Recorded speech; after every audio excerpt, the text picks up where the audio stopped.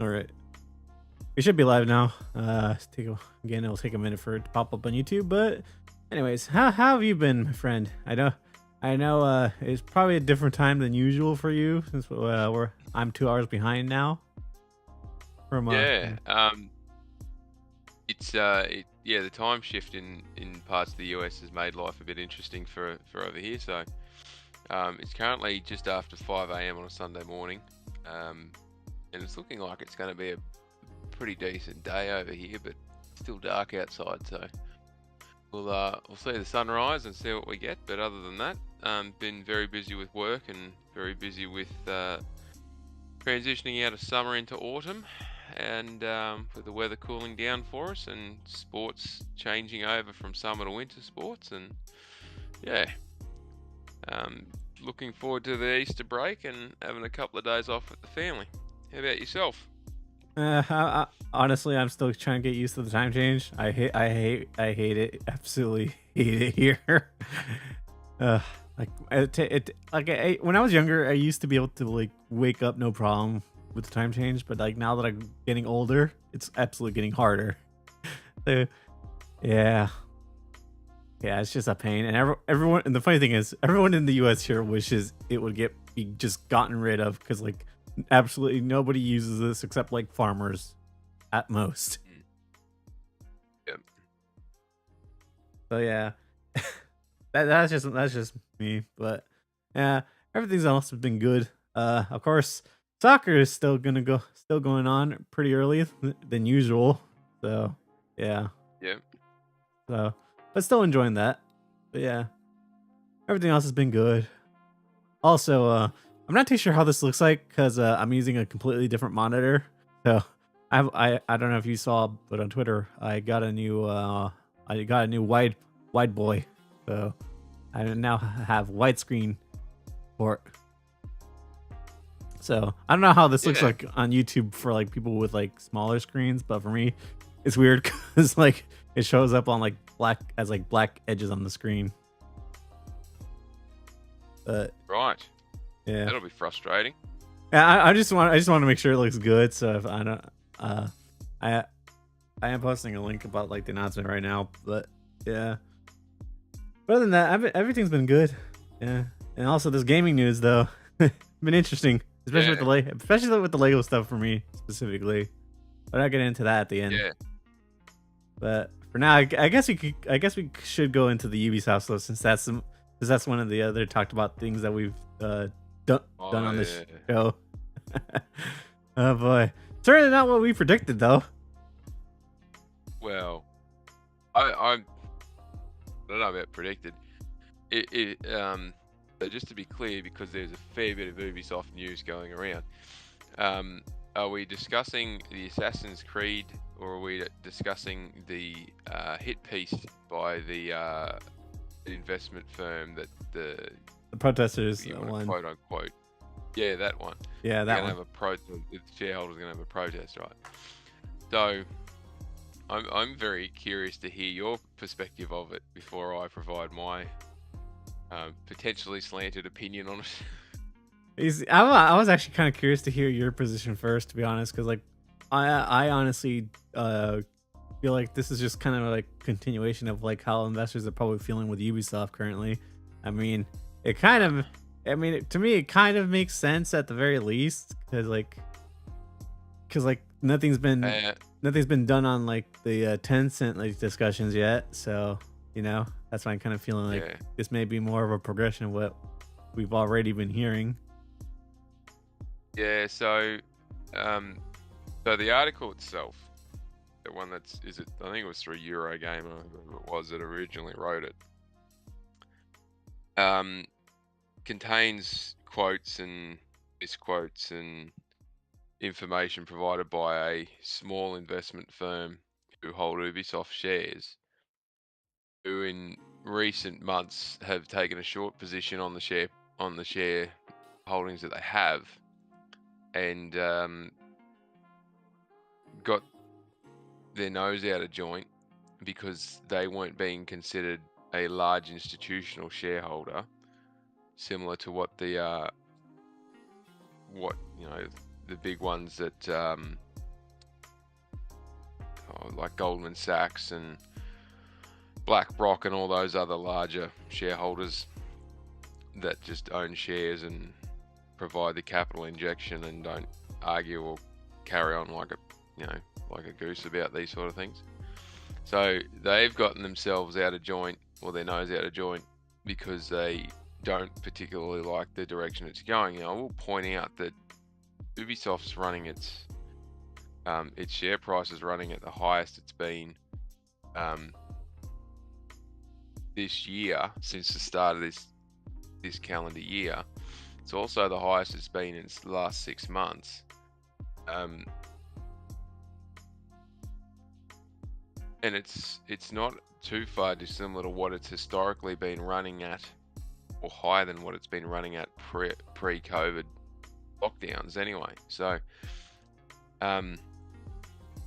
this particular argument that they've put forth that it is financial mismanagement and they're shopping around IP without telling anyone, and they're doing this and this.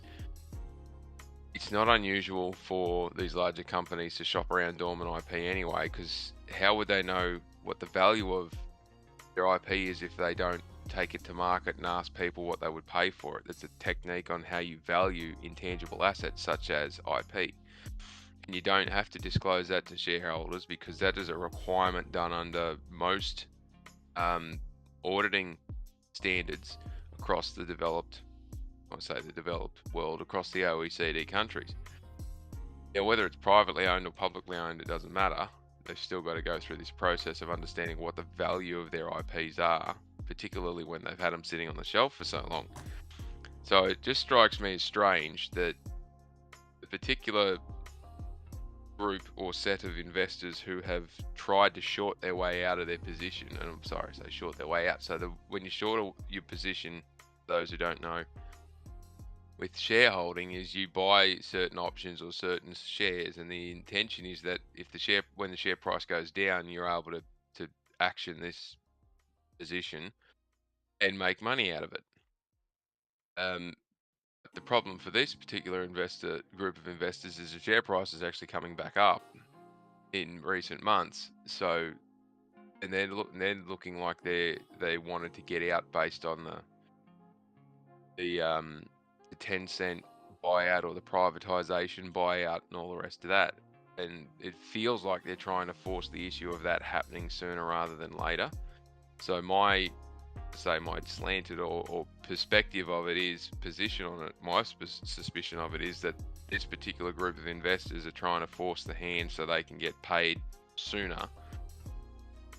Because let's not forget, there was a massive jump in the share price of 30-something% when they originally, back towards the end of last year, started talking about taking it private. So yeah, if anybody's jumped on at that point, bought a heap of shares, and then are now watching it sort of stagnate, not really go anywhere, and they're waiting for that premium pricing to get them out of the position because they've taken a short perspective of it, it's no wonder that they're having a hissy fit about it. But if there was a genuine issue around the management of Ubisoft, it wouldn't be something we're hearing about now from a small-time back-end investor from somewhere outside of France. We would be hearing about it from the big investors, and the big investors making rumblings to, proper financial reporting organizations such as Bloomberg or Forbes or Financial Times or someone like that, and not through their gaming division, through their finance division, because Ubisoft's not a small company. Ubisoft is pretty decently sized considering where it operates. It's not anywhere got a market cap anywhere near as big as EA, Take-Two or anyone like that. No, of course not. But it's pretty decently sized for a European-based gaming company, and it's been around for a while. And that's, again, think about the people who own and run this thing. Yves is not a particularly well written about CEO. He's not far off the at least status not anymore these days. No, he's not far off. The only thing that's keeps him out of the same conversation as Bobby Kotick is that Eves is just a pain in the ass to work with. He doesn't abuse people, and have a company with a culture of denigration and crunch and overwork and all the rest of it. So yeah, my perspective is it's a hit piece article designed to try and stir up focus or stir up attention. And I'd be very surprised if this protest even exists, because if you're a smaller shareholder and you've gone and jumped on it thinking that it was going to be a privatization or a 10-cent buyout or whatever you want to call it, and it hasn't happened, well, that's part of the outcome of speculative share trading. Sometimes you get them, sometimes you don't. And if you don't want to hold on for the long run or the medium term to see it happen, that's your bad luck. Suck it up. Yeah. Well, the thing that I kind of found interesting was like a little bit of information of like talking about like who like is specifically looking at them, like referencing EA and like Microsoft, because we do know that they did announce like not that long ago they were gonna be like discussing possible like stuff like to sell, whether it be IPs or like this like individual studios. So it's kind of like, I kind of find it weird that this article came out just like as soon as it did. Like I thought it would I thought it would have come out like possibly like next year, like like took a lot longer than it did. But I guess like it makes sense if like what you're saying, like how like there has to be like some investors that want their money now to get paid out of this. Yeah. Yeah, I mean, again, the shopping around of IP, there's only certain companies that would buy or could buy or afford to do it. But, they're saying, they spoke about selling stuff to Microsoft. Microsoft is, anybody would be interested if something's put up for sale, but it always comes down to the price. Yeah. And if at the moment Microsoft would probably not be willing to put a top dollar for it, that's what I was kind of thinking. Like, there's kind of an issue here because like EA aren't looking to buy like a major studio right now because they're kind of struggling a bit financially themselves, and Microsoft certainly is still recovering from the Activision buyout. Yeah. The article was just really, really strange in what they were. I say it was strange. It was just like, hey, they're shopping around IP and talking about selling stuff and they're not telling shareholders, and that's a breach. Well, no, because the only way that would be a breach is if they've done it without, like they've actually done it without telling shareholders. But they've not just got to tell shareholders, they've got to make a public announcement. They don't just tell you privately that they're doing something. If they're doing something without telling the shareholders, there'll be a regulatory reason for it.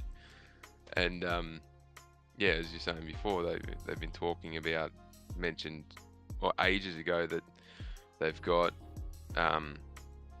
potentially offload studios, potentially offload IP, potentially do this, or they take the company private, or they'll get 10 cent to back them on something or whatever it is. Chatting with somebody who's in the know about this stuff or back in January, and the privatization and 10 cent involvement was back then still a discussion, we'll put it that way, between who was going to do what and how it was going to happen. And Eves didn't want to give up control of the company, but there was sort of a 49-51 arrangement. But then 10 Cent wanted more say in the production pipeline and getting stuff out to market. But 10 Cent's got an old style business model, and Eves wants to update to a new business model. And there's a lot of back and forth on it. There's issues around so much of it. That they were talking about this 6 months ago or longer back, and then old mates, whoever it is, I can't remember their name. Sorry, the company that's baseline for this article is saying, they didn't tell him. I was like, we knew about this stuff 6 months ago at least, if not sooner, longer ago. How can you now claim it's mismanagement because you're not getting the outcome that you want? Yeah, I don't agree that it's a mismanagement issue, but I do. I don't know. I feel like when it comes to the whole Tencent thing, though, I do kind of think there is a little bit of like tidbits of truth in there, like in terms of like how they want to negotiate like a deal with like Ubisoft, how they want to be run, and how Tencent wants to Yeah. run it. But like, I Tencent, it's a really strange situation because, like you say, Tencent wants to have more control, but Eves and the Gilmont family want to have all the control. yeah, within the Tencent doesn't Tencent want to give empire. up yeah, and Tencent doesn't want to give up any more money without having more control attached to it. It's, so it's like, well, you only need to have majority control to effectively have control.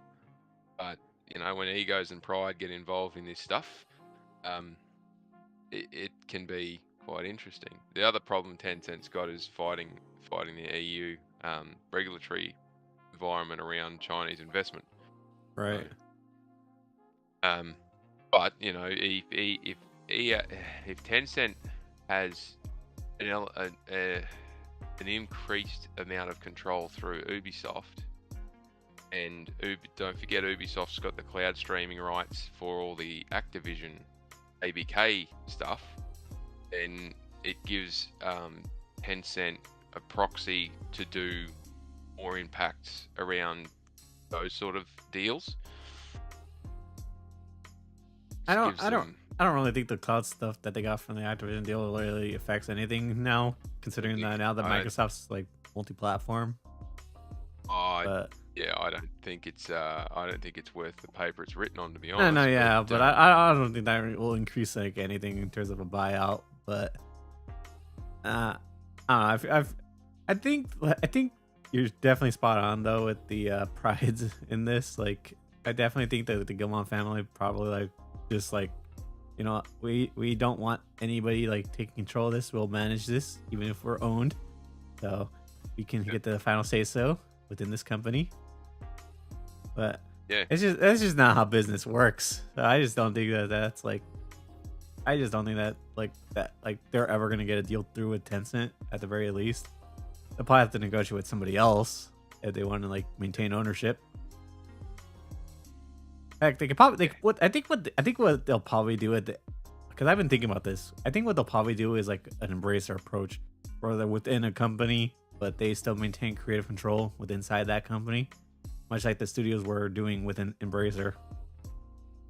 Yeah, I mean it'll all come down to the dollars and how that's set up. If Tencent are providing them, even if Tencent become majority shareholder with limited power or whatnot, or it comes through as in terms of a loan arrangement rather than an equity arrangement, and then they can do a debt to equity swap at a later date.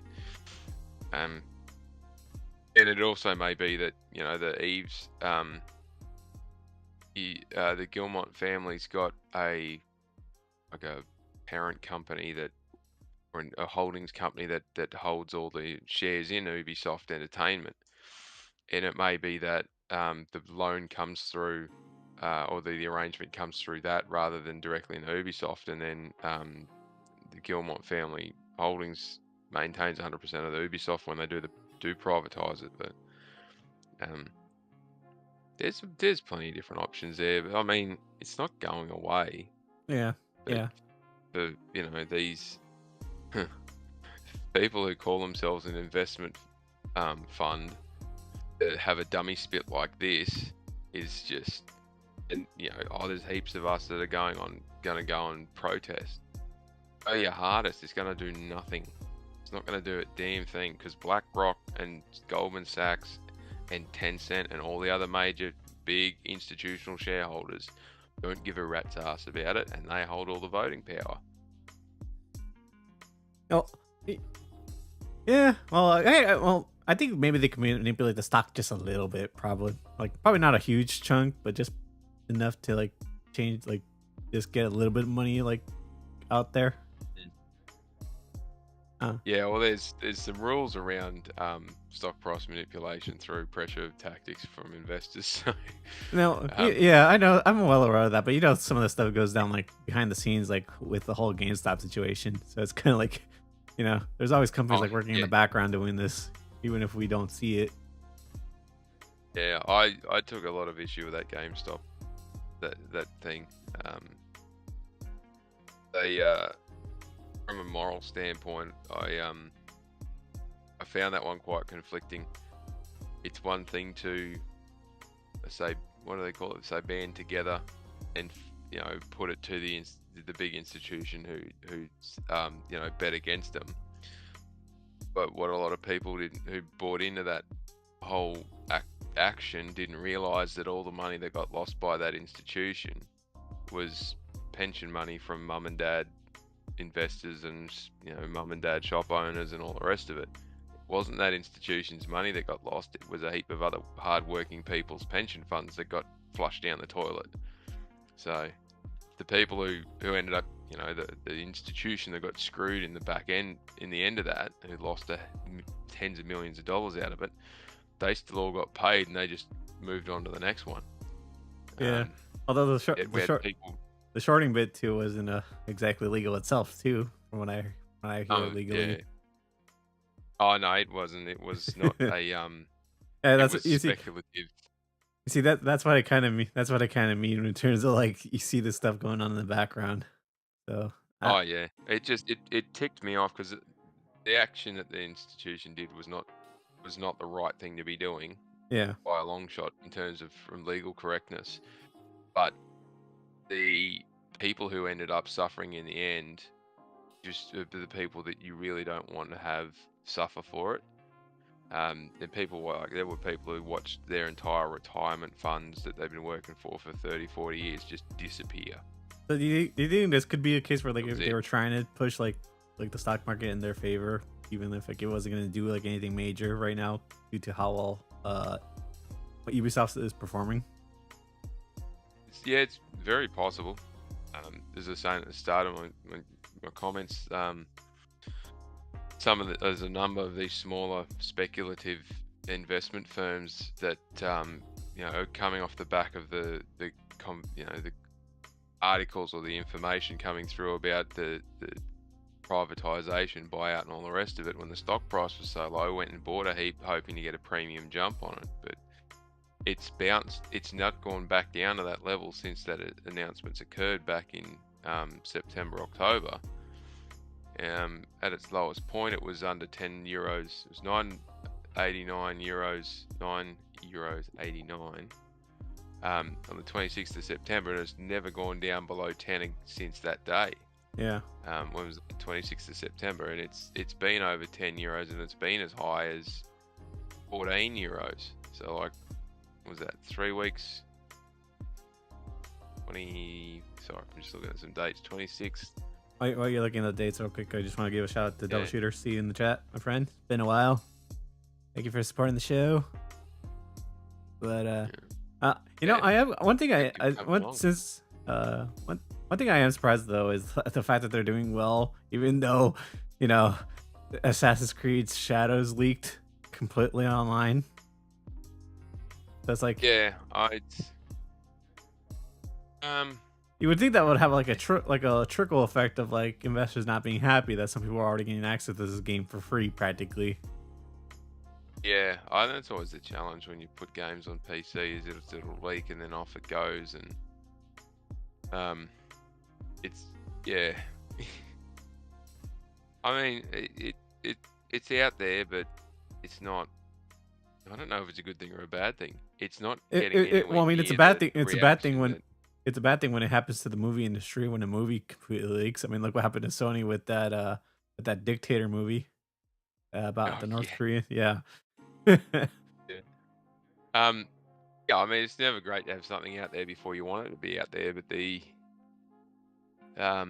I say I don't know if it's a good thing or a bad thing, I've heard, other than it leaked, I've not seen much or heard much of it, and it's neither positive nor negative. No one's canning this thing. Like, it's not copying the massive backlash that The Last of Us Part 2 did. Yeah. It's not copping massive amounts of backlash as what other games that have leaked out, and then all of a sudden people are very unhappy with what's in the game. But it's also not getting massive Positive. Yeah. positive attention. So it's probably the worst possible place. It's just another Ubisoft title. Just gonna be the worst fate possible. It's just, oh yeah, it got leaked. It's not moved the needle at all. So it'd be interesting to see though how it goes. A number of people who've got review codes for it are talking positively of it as a Assassin's Creed game. So, yeah, I've heard that from a few of the reviewers I've trusted, saying good things about it. But I mean, usually you do want kind of more like reception to move the needle though, for it to be more positive. That way, more sales to trickle in. Absolutely. Again, I think this is the big game that Ubisoft is banking on saving them too. So it's kind of like it might not turn out as well as they thought. But I don't know. I mean, hopefully, like at least it could sell like at least like a 3 million at the very least, because like that's probably profitable for them. Anything under that would probably be like it was not adequate for like what they predicted. That's what I'm thinking they'll probably say.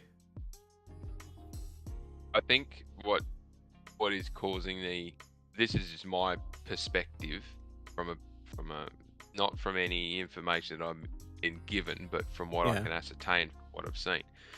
My suspicion is that they will wait until Assassin's Creed Shadows is launched, and a couple of weeks after launch, see how the sales are going, and then make their determination about who's going to get how much control in this privatization arrangement. Right. That's my gut feel, because if they try and arrange something before that launches, and it either makes the launch is either hugely successful, so the share price goes up, or it's hugely unsuccessful, so the share price goes down. Any action at this point is just guessing on which way that's going to go, and if they guess the wrong way, they could get in big trouble. Oh yeah, definitely. Not just with the stock markets and the regulatory and statutory requirements. They could get themselves in big trouble by overpaying or underpaying. If they overpay to take it private, well, they've only shot themselves in the foot. And the shareholders who've been paid out walk away smiling like they've just robbed Paul. I think what help. I was gonna say, what I think will help them though, now that they're kind of leaning more towards Steam now instead of like trying to force people to use like their own launcher, because a lot of their older games are actually going back to when making it like they're adding Steam achievements, so that way then they no longer have to use their Ubisoft launcher for anything. So I find that as a great positive, because a lot more people are going to be buying your game, because there was a big chunk of like PC gamers who didn't want to support Ubisoft because it was forcing them to download another launcher. Yeah, that's exactly right. Streamlining that sort of stuff just makes sense. I mean, you give it for the cost of maintaining the launcher, you just cut a deal with Steam or cut a deal with Epic or whoever it is. Funnily enough, they're not cutting a deal with Microsoft, but no one uses their store. But that might be the conversation that was going on, and they didn't tell anyone because they were looking at what games they've currently got that they could shift over into the Windows to get it on Game Pass. Yeah. Let's be honest though. Let's be honest though. The Game Pass for PC though isn't really great. But like for Xbox at least, they probably don't want to risk like putting in a big game like and not getting sales on Xbox. So. Well, that's the challenge, I guess. The only growth area for Game Pass is on PC, and Ubisoft, if they've got titles that Microsoft think might be worth putting in there, then Ubisoft might as well take the money for an old title. If they put Assassin's Creed Valhalla or something like that in there, they could possibly get some money off of that. Yeah. Yeah. I guess. Just looping back to what you were saying, the start of this particular discussion point. Assassin's Creed Valhalla has done over 20 million copies sold, and it came out in 2020, wasn't it? Yeah. Oh God, has it already been that long? Wow. Yeah. because it was one of the first games out on the current gen PS5 and Xbox Series X. Right, I forgot about Um, that. and it was that's right, because it was in the same 6-month window, I think, is what God of War Ragnarok was. And so there was this conversation around, well, is Assassin's Valhalla going to go before or after Ragnarok, and are they going to, clash with each other and all the rest of it? And it's funny. Sorry, I just find it amusing. Ubisoft did this 4 years ago, and then the next Assassin's Creed is going to bang in the Ghost of Right. Yotei. They're doing the same. It's a The it's same a, thing. it's like that episode of Simpsons with Sideshow Bob. I don't know if you ever watch The Simpsons, but it's like when he keeps walking into the rake over and over again. Rakes, yeah, you keep smashing the rake. I mean, but that might be an omen. They had that last time, and they did 20 billion copies sold, and it generated over $1 billion US dollars in revenue. And if they say Shadows is a return to the more stealthier type, earlier type Assassin's Creed games, and the different play styles, and it's polished within an inch of its life, then because they've held it over for the last however long it's been, and delayed it out to the end of this week, or it's they coming out on the 20th. even delayed it to release after Ghost of Yotei releases, right? Yeah, well, that was what they thought they were doing, but Ghost of Yotei's not due out for a little while yet. Oh. But We haven't got a release date for that yet. So yeah. No, I think it was September. Is it September? Some ones were chatting about it. September. It might be September. Something is in June and something's in September. Now I cannot remember for the life of me which one is which. I think Marathon was June, Yotei was September, and then it might have been Yotei was June, and that's what I thought. Was September. Yeah, that'd be about right. Because Ghost of Tsushima was a June release game, wasn't it? No, it was an October release. Because the Naughty Dog game was June, July after it got the release. Yeah. Anyway, sorry, I'm trying to remember things from 5 years ago. But yeah, if they get Assassin's Creed Shadows comes out and has a decent launch, whether it does 20 million copies in its first sort of couple of years, I don't know, but if it does 2 or 3 million copies in the first couple of weeks, it would be a roaring success. Yeah. If it does, because they've got Xbox, PlayStation, and PC. You know what they need? They need that they need that Monster Hunter success. Yeah, well, I don't know if there's that many Assassin's Creed fans. Probably not these days. Carry that. They're certainly not going to be as forgiving as the Monster Hunter fans are with the way the game performs. Yeah. But again, that's an awful lot of hard work across a number of decades with Monster Hunter to get that level of people. I'm just kind of thinking to myself how shocking that would probably be to Ubisoft in a good way if they had that kind of success. Oh, that'd be mad. The people would be stupidly happy about that. Yeah. I don't know if the current investors would love that, but I don't know if the Gilmore family and Tencent would be. This is the silliness of it. They will be hoping to get an outcome that is expected, because it won't shift the share price up too much. If it does better than people expect and the share price shifts up, well, that makes it they got to reach in their pockets deeper to take the thing private. If it underperforms initially and the share price tanks, then that's good news for Gilmont and Tencent. But that means that they'll be able to look like they're paying a premium and just getting out of it scot-free if they choose to do that. But you don't want your title that you've been hanging on for ages to bomb on launch day. Yeah. Because it'll cost you a fortune to try and turn that around. You only get one crack at launching a game. Yeah. Unless it's like a smaller budgeted game. That's a whole different kind of worms. But Yeah, absolutely. yeah. All right. Guess we're done with this topic for now. So I guess let's move on to Lego. But actually, I just want to say though, thank you for making me feel old though, because I forgot that's been 4 years already since the PS5 launch. I know. Oh. I know. I was looking. I was Jesus, because it popped up. It's I don't know if you watch the Formula One. So the Australian Grand Prix on today, later today for us. Yeah, I saw the And announcement. it was Grand Prix weekend 5 years ago when Australia had COVID show up in Melbourne, and we all started to get a bit antsy about it, and was it going to be lockdowns or what was going to happen? And so it sort of set a few people off yesterday. It was doing the rounds on social media over here. It's like, oh, it's 5 years since such and such brought this to our shores, and the Grand Prix getting cancelled was the first major thing that meant this is pretty serious. Yeah. And yeah, a heap of references to it's been 5 years since. I was like, oh Jesus Christ. It's like feeling really old now. Time sure does fly by. Oh, it does. Uh, It does. you know. Um, But yeah. Anyways, this is the Lego news. So yeah. yeah. Yeah. So okay. So I'm just gonna get my thoughts about this. So when I saw that Lego was stating that they're going to enter game development, I found that really interesting. Not only because I actually did my history like search like back when I was doing like a lot of like researching about some of the studios.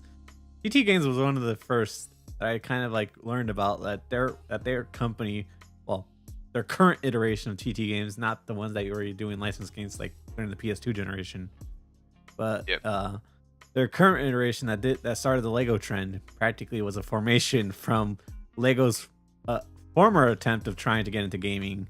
So I find it interesting that they're trying to do a second attempt at it, because like the first attempt kind of ended with them like just spinning off like their games division into TT Games practically, with all those members joining Traveler's Tale at the time. Yeah. What I find interesting is I didn't notice this at the time, but I guess like back in 2022, after the release of the Skywalker saga, Lego had actually announced during that time that they were going to be partnering with other developers.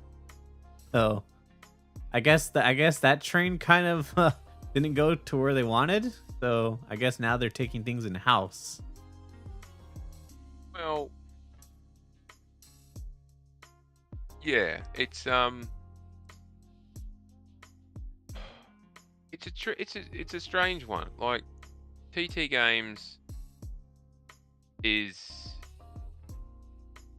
doing a fantastic job with the Lego games, right? It doesn't take them long to kick them out, but the development for the Skywalker saga kind of slowed things down for them, because like I don't know if you've seen like their development history, but they were practically pumping out 3 games a year for. Yeah, the issue, so the challenge that Lego has is that they've got the ability to access the licensing and the rights for so much stuff, and where TT is involved, TT Games or Traveller's Tales Games is owned by Warner Brothers, and we've seen in recent history Warner Brothers and the turmoil around what they're doing with their gaming division. Is it being sold? Is it being split up? Is it being whatever it is? Now, remembering that the Skywalker saga is now owned by Disney, but it wasn't always owned by Disney, because Disney bought out the TT Games started working on this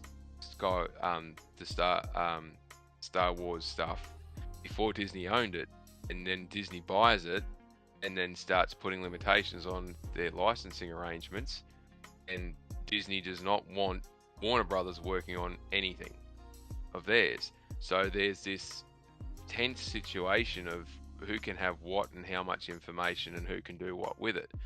And Disney's always got to have their fingers on the pulse, or their hand in the pie, so to speak, on anything that's being built, and nothing happens quickly out of Disney. So I can understand why it's taken so long, but the pipeline that TT or Traveller's Tales Games has for building these Legos games, when they're look how fast they did the Harry Potter stuff. That's a Warner Brothers owned IP. Look how fast they do the Batman stuff. It's really strange because they did the Marvel stuff really quickly until, again, Disney ends up owning Marvel, and then everything slows down. So the my perspective of it is it's more around that involvement from license owners than it is from the development side. But the having when you also look, when you also look at it these days, like pumping out games as fast as they were isn't as like financially viable now, because like, you know, games take longer to develop, and they surely needed that Star Wars game to be a massive hit for the company. Yeah. I mean, if they've got, look how much stuff they've got to work with. Traveler's Tales, I'm pretty sure Traveler's Tales didn't work on the Horizon game, did they? No, that was after Lego like decided to like partner with other developers, make like more Lego games. Yeah. But that's not a that's not a bad thing. So once you've got the pipeline established, just reskinning stuff and like, let's be frank. But from what I hear though right now is that game didn't perform as well as a lot of people involved would like. Like it's done okay, but just not like cute. Hasn't done like big numbers like, you know, the TT Lego games would do. Well, the Lego games aren't a boom and tail. Lego games are always a slow burn. All of them are like that. Even the best-selling Lego games have had say mediocre and comparative starts. So in terms of a Lego game, Horizon's Adventures didn't do all that badly. In terms of a PlayStation IP game, it didn't do anywhere near what you would think it should. But again, it's the perspective you got to take it from. So, you know, the best selling Lego game being the Marvel's games. Yeah. Marvel's. Well, that was because it banked off of the Marvel IP though. Yeah, of the Marvel IP. But even then, that thing's it's only done. I'm sorry, I'm just looking at it now. It only did a couple of million in its first 6 months. Yeah. Well, that's still financially successful because of like, you know, they were cheaper to make back then compared to the Skywalker Saga, which like they had to make a whole new engine and make a completely new assets for that engine. You know, that took a longer time. Yeah, that's it.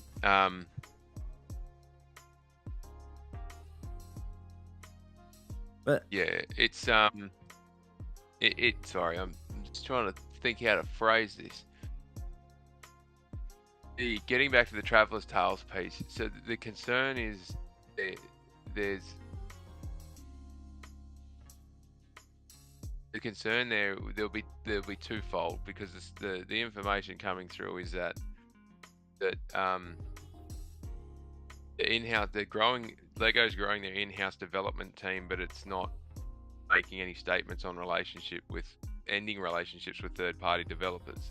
But if you've got so much uncertainty around your main supplier, because they're not independently owned and just able to be contracted directly to you, they're working through someone like Warner Brothers, who've got a massive amount of instability in them at the moment and could be broken up and sold off in pieces at any stage.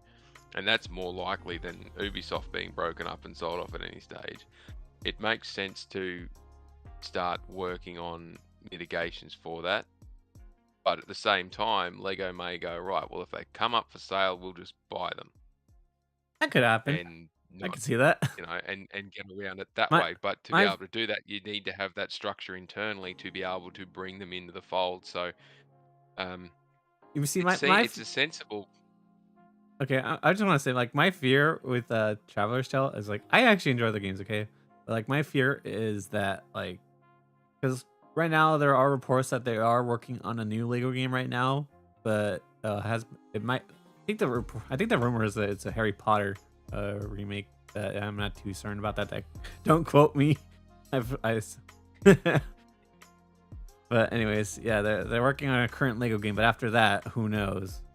Because with a report that Warner Brothers wants to focus on their own IP, what does that mean for the Lego franchise? With now Lego making their own in-house studio to work on games. So I think that kind of puts Traveler's Tale in a weird spot because like they're not a small studio. They have like several other studios inside the Traveler's Tale too. So Yeah. they have a lot of employees, and I feel like they're gonna be either shut down the studio like they did with the with Monolith, or possibly sold off like you mentioned. Well, that's probably what's kept them alive, is that they're working on games that sell and make money. But through the Lego agreement, they might be contractually obliged to provide another 3 or 4 games. Who knows? But that again, therein lies the dark side of the industry of how do these business deals work, and do they mean that we get games or don't get games? But Lego make a bid for it, at least get that production pipeline for their games and take it in-house. But at the same time, I'd rather it not go in-house at Lego, because if Lego suffers from some change in circumstances and they have to start cutting stuff, games is not their core business. I'd much rather a gaming studio be with an organization who has game development as their core business. Right. But I don't know. I'm honestly a bit nervous about this. I do feel like Travelers Tale like are talented enough to go, like if they do have to stop making Lego games, if you do feel like they are talented enough to go back to making licensed IP games, that's where they actually started from. Funny enough. So like if Warner Brothers wants to make that pivot, they could, but I just don't know if they want to like risk that financial like risk with them like making a game that doesn't do so well, because of the predicament they're in. I think that's right. I think the most perfect scenario this might just be in my head, but I think the perfect scenario for TT games would be like if Warner Brothers decides to sell them to Lego, because like TT games and Lego go hand in hand together these days, because like their DNAs are just so entwined with each other. It's like hard to separate the two, because like TT games hasn't made like a Lego game that's been bad per se. Yeah, I don't disagree with that.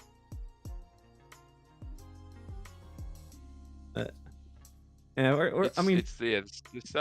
sales numbers are always, some smart ass on Reset Era points to concurrent Steam users and says, "Oh look, it's rubbish because there's hardly anyone playing it on Steam." I'm like, well, they released it on multiple platforms. How do we know, whether it's done well or not when there's no way to aggregate them all? And Sony's not going to tell you, because they don't want to parade around something like that. It's not what they trumpet from the grandstands. The Lego company's not going to talk about it, because they never talk about game sales. They don't give a rat's ass about that. And Guerrilla's certainly not going to talk about anything, because if they open their mouth and say, "Hey, check out how this went," the only response they'll get is, "Where's your next game? Show us your next game." That's accurate. So what's they're on a hiding to nothing if they open their mouth about the sales, because unless it's done 30 or 40 million units, and in which case we would definitely hear about it, there's no point saying anything. Yeah. I do kind of want to get your thoughts though about like Lego and like starting like a new gaming business unit though, because like it'll be interesting to see how like financials are for them, because like they're already a successful company that doesn't really need to do much besides license like from other like brands and companies to make like sets for. Yeah. I mean, it makes sense, as alluding to earlier. It makes sense to set it up. You need to have some internal oversight, and you need to have people who know what they're looking at. And if there's a potential for you to actually, either acquire through acquisition or through building, acquisition of a company or acquisition of the talent and building up the studio internally, you still need to have that structure and framework in place before you bring it in. Otherwise, if you just go, like I said before, if they just go and buy Traveller's Tales off Warner Brothers, and then all that stuff transitions over and they work out all the licensing contracts and deals and all that stuff occurs, they still need to have some way of oversight and reporting and integration within Lego, because it's a completely different business environment, business rules, sets, all of that.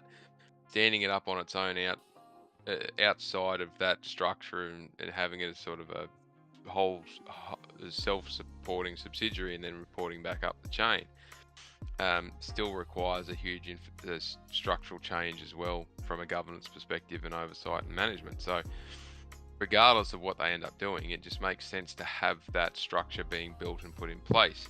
It just gives them the flexibility to go, right, well, if we want to build one, we'll just bring in some developers, put the structure, continue to improve that structure and start working on one. Now this And it may be that they just do the concept design in-house Yeah. and then send it out to whoever it is that they're gonna, work with, because as Kind you of like mentioned Microsoft's before, doing, with that other studio. I forgot what they're called. That one that people were saying was going to compete with Sony Santa Monica. yeah, Kind of like that one where they incubated a project and they Yeah. passed it on to Crystal Dynamics. Was it Eidos? No, Crystal Yep. Dynamics. Yeah, that's the Perfect Dark game, isn't it? yeah. Basically Was like it that, the right? Not the Initiative. Yeah, that's the Was it the studio. Initiative? Yeah, Yeah. that name always escapes me because it sounds like a project studio, like that they're just getting started without the actual name. Yeah. The Initiative, the quadruple A studio that was going to build Perfect Dark and be a completely different gaming experience and blah blah blah, Yeah. and then it lasted But- 12 months and they got shut down and stripped out. And Well, it's not. Well, it's supposedly they're not shut down. They just they just decided to make the blueprint of a game and pass it on, basically. Mm. But yeah. So I don't know. My thing with the Lego thing is I kind of find it interesting because, like like I mentioned before, they tried to enter gaming before and that didn't work. So the employees moved on and still carried on like their projects. So I'm just kind of curious if like they get cold feet again because like we've seen this before from like the major companies like Disney where they tried to enter gaming and then like once they like couldn't get a hold in the gaming market, they just like we're out. We're washing our hands with this stuff. Yeah. Well, look at the current gaming industry market. There's heaps of talent available because of all the layoffs. So there's an opportune time to set something up because you can get your hands on some talented individuals. But But at the same same time, it's quite challenging and expensive. So yeah, I mean, the Warner Brothers is a prime example of like a big studio, a big like entertainment company failing right now. yeah, but they've only got themselves to blame. Yeah, No, I don't have any sympathy for the But- stupidity that goes on I mean- over there. But Lego's got that they have an if they want to pursue it, they got the opportunity. I suspect that they'll have a sensible enough management team to back it or pull the pin on it if it's not going to achieve what they want. But it's always that: do you outsource it and not and outsource the risk, or do you bring it in house and try and manage it yourself? And there'll always be this flexing between, because the other one's always attractive when you're doing one. So if you're doing everything in house, outsourcing seems very attractive because you get rid of all the risk. As soon as you outsource everything, you've outsourced all the risk, but you lose a lot of control over the time frames and the quality assessments and all the rest of that if you don't build it in the contracts, and things can stall out pretty quickly, and it always costs more. So then you look at it and you go, well, we could do this ourselves better, and you genuinely think that, then you bring it in-house. And you just need to avoid this cyclical nature of, we want this, but we don't want that. We want this, but we don't want that. it's kind of funny when you mentioned that because like I think that's probably why Disney did launch that Lucasfilms brand to probably like oversee some of the production over like their Star Wars and Indiana Jones license games. Yeah, I mean, it always seems strange that a company will spend money, not invest it, but spend it, and there's a difference. In setting up all these new development branches or new development studio names and all this other stuff, all it does is cost money. And I can never figure out why they want to protect certain brand names or promote certain brand names so much. It's to make sure it doesn't get diluted. That's all it is. Yeah. But if you've got Lucas, like the Lucasfilm, not Lucasfilm, what is it called? Something Productions. Lucasfilm Productions. Oh, is that what it's called? Doing. Yeah, no, I'm thinking of they've got another thing attached to it. It's not LucasArts. It's not. Now LucasArts was like the former game publisher. Yeah, it's Lucas something Productions. It might be Lucas Entertainment Productions, something like that. And basically, its sole purpose is to put a shield between Disney and all the other stuff, because it doesn't work on Star Wars. It works on everything else that Lucasfilms was doing, because they don't want to. They're trying to protect the brand value of Lucasfilms, and the Lucasfilm Games division and all that sort of stuff. I was like, why would you stand up another department that's got effectively nothing to work on, and have all these people getting paid to exist to pluck ideas out of the air and have no real direction? Like, it's stuff like that just it bewilders me why they do these things. And you know, they say, oh, we're doing this because we need to protect this brand and we want to ensure that we've got insulation against this stuff from the market. And like, if they produce crap, we all know who to blame for it will be. And there's no way that sticking a different name on the box is going to say that this is not Disney's fault, because Disney it stinks at the moment. It stinks, everything that's associated with it stinks. To be fair, when it comes to gaming though, that doesn't go on them. They're just like kind of like, well, you know what? We're hiring someone else to do this for us, so not on us type of thing. Exactly. Yeah. But I don't know, with this whole Lego thing though, I do kind of like hope it kind of works out for them. I mean, Lego as a company as a whole, in terms of recently though, does they do like to protect their brand. So I think they will try to do good this time with gaming. So I do hope it's successful. I just don't know about the current market of things, you know, considering how expensive it is to make games. I just don't know if they have the stomach for it. I don't think they have the patience for it either. But having said that, Lego, so Traveler's Tales is US based. So I thought they were UK based. UK? Thought I read they were US based. Maybe I'm misreading that. There are several, like I said, there are several TT studios within them. It may just be because of the Warner Brothers tie-in that I'm thinking that. Oh no, yeah, they are in the UK. Mate, I don't know how to pronounce that. Sorry. Yep. They were founded in Manchester, though. Yep. So apologies there. They are the studio is UK based in Knutsford. But yeah, because they're owned by Warner Brothers as their main parent. That's why I would keep getting dragged back to them being US. The exposure that they would have because of Warner Brothers being their parent company could become quite costly for them in terms of that corporate overhead. Whereas Lego doing it internally, if they do it in country, they would have an opportunity there to get around some of that additional cost, and they could actually do it cheaper. But as you say, the current market, current environment, you know, there is a flood of talent available because of all these layoffs. However, that the cost of the gaming engines and the cost of the regulatory setups and all the rest of that, and then publishing and all the rest of that, you got to get a deal arranged and whatnot. So it's not going to be cheap to start from scratch. Yeah. All right. But, well, anyway, I don't disagree with you. I am agreeing with you on that. I think it's a pretty risky thing to do. Yeah. It may be that they're trying to spread the risk around in case something happens. Yeah. Well, I mean, you know, it does kind of make sense though if Lego does buy them. I mean, like they are. I think, yeah, Lego is a London-based company, right? Yeah. London based? Where are they based? They do. Their financial reports are in DKK. I think it's Dutch, isn't it? Is it Dutch? I thought it was originally. I might be wrong.